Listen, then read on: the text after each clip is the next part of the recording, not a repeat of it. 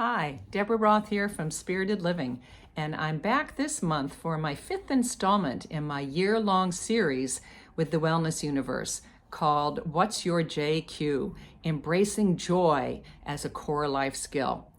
So if you look at all of my other, for the past 4 months, what I've done, it's kind of giving you different ideas about joy and how joy intelligence works.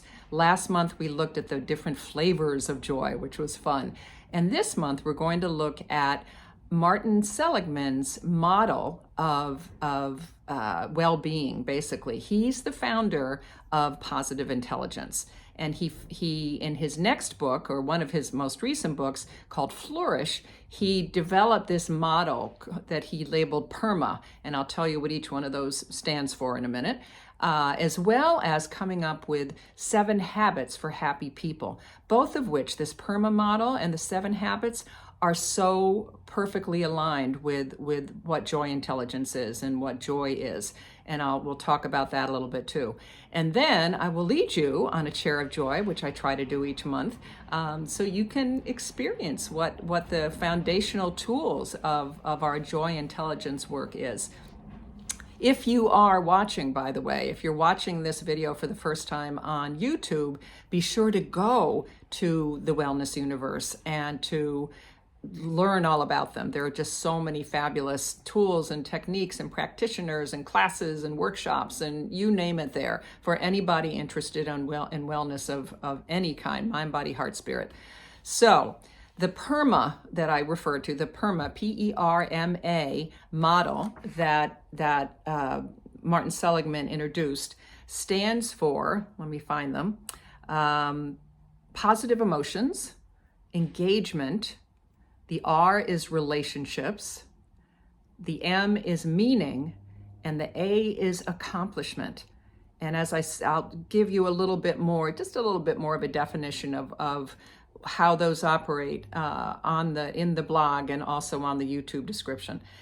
And certainly each one of these these elements, these PERMA elements, contribute to human flourishing, in the name of his book.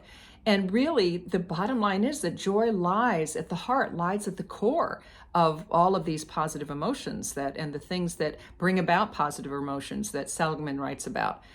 Now, positive psychology has traditionally focused on the study of what Seligman calls signature strengths, which are positive emotions. And more recently, they added meaningful relationships and self-discovery to that process.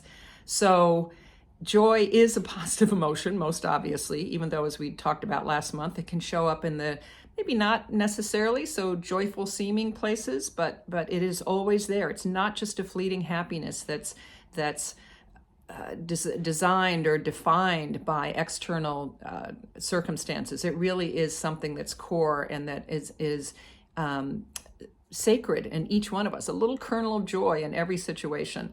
It's an ongoing state that joy is, that strengthens relationships, that fuels engagement, gives life purpose and meaning, all of which, does that sound like what Martin Seligman is talking about too with his positive psychology model? Now, his work on happiness also suggests that there are 7 habits that promote joy and well-being. Relationships, obviously, meaning connecting with others and receiving, positive energy from others. The second one is acts of kindness. That's pretty clear. When we give something, giving kind of triggers something within us that's very special. Physical wellness, we know that for sure. If we're feeling good in our bodies, there's just an overall sense of well-being. Flow, when we're in the flow, when we're just engaged in something that's captured us and that we're passionate about, that's a wonderful way to really hook into the happiness, the joy element. Spiritual engagement and meaning. That's certainly a big one for me, being an interfaith minister and doing all the spiritual work that I do. When we connect in something greater than ourselves, regardless of what you call that or how you do that, it brings us back. It really fosters this long-term sense of of connection and of deeper joy and fulfillment. Signature strengths and virtues. That's the phrase that Seligman came up with. When we use our strengths in our daily life, we can really flourish. And of course, when we do that, we're enhancing joy and creating a sense of purpose. And it's something, interestingly, that I learned years ago when helping people in transitions, career transitions, life transitions. Don't focus on maybe what you're not good at and bringing it up to okay. Focus on what you've got a little bit about, some kind of strength that you have, but then how do you bring it through the roof? How do you really take it to another level? And so the last one of Seligman's 7 habits for happy people is just having a positive mindset. There's all kinds of studies around that people who define themselves as being optimistic, by doing that, we're just really triggering in the most possible way, nurturing our inner joy. So all of these 7 habits, as well as the PERMA model, they really all represent the multifaceted phases of joy. And they show that it's not just an emotional experience. It really is this deep, rich part of our life. And that's how we want to approach joy. Excuse me. So you can watch the video to really get a little bit more. As I said, I'll put a little bit more content about positive psychology. And then before you do that, though, I want to lead you through a little chair of joy, a short one. If you look at any of my videos on joy intelligence, and on taking care of yourself, mind, body, heart, spirit, on the chair of joy, I've done several just on the chair of joy. You will know that the chair of joy is this foundational technique that we use at JOYELY. That's the organization that really has rolled out and introduced for the first time, frankly, the idea of joy intelligence. And there's more cool stuff being rolled out, a wonderful emotions map as we speak. So just get a little tickler in there.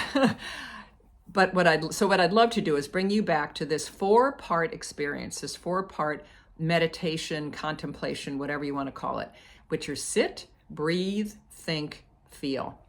I don't know whether it'll come through there. Whoop, it's going to come through backwards in my pillow. I have a pillow that says sit, breathe, think, feel. So if you will close your eyes, or at least cast your eyes down, I will take you through those briefly.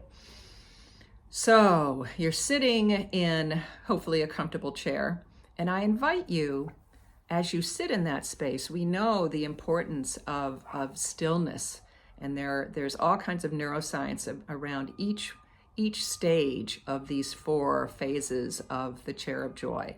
And sitting in stillness is a really important one. And I'm going to take it a step farther and invite you to sit in a favorite chair in your mind's eye, in your imagination. Come up with one of your favorite chairs. Could be a place where you sit and work, could be anywhere. And then breathe into that space. We know that breath is also incredibly healing. All kinds of work around what breath work does for our whole beings. So take a few breaths in this seat that you are in this chair that you are in. And as you do that, as you settle in, I invite you to go to the think part of this model, of this experience. And that's to conjure up in your memory a moment of joy, a moment that could have happened yesterday, could have happened in your childhood. If you do this every day, you can kind of will that different moments come up, but bring up a moment of joy. Whatever comes up, don't question it. And allow that to sort of expand, allow that to really become this visceral experience, everything that you felt in that moment. What emotions were you feeling? What were you seeing? What were you hearing? Were you with people? Were you alone? And really recreate that moment of joy, that memory of joy, as viscerally as you can. And then as you do that, focus again, as I said a second ago, on the feelings that came up in that moment. Yes, joy was there somewhere, maybe profusively there. Maybe it's a little more hidden. But think about the other emotions. What are some of the other things you were feeling? Was it awe? Was it safety? Was it comfort? What were some of the underpinnings of the joy that you felt in that moment? And imagine all of those feelings really rising up through your body, your whole body, filling you like a fountain and letting it go over the top of your head like a fountain does, so that you're surrounded by these beautiful, joyful memories of joy, moments of joy, feelings of joy. And then slowly come back to yourself, just kind of tingling with all those emotions from that moment, from that memory. And then go jot it down. I hope you've been keeping a joy journal, and if not, you can start it now. Thank you, thank you. Enjoy, do Chair of Joy whenever you want, and then come back next month when we'll be looking at other types of intelligence. EQ, emotional intelligence, CQ, conversational intelligence, and how they fit in with joy intelligence. Thanks for being here. Bye for now.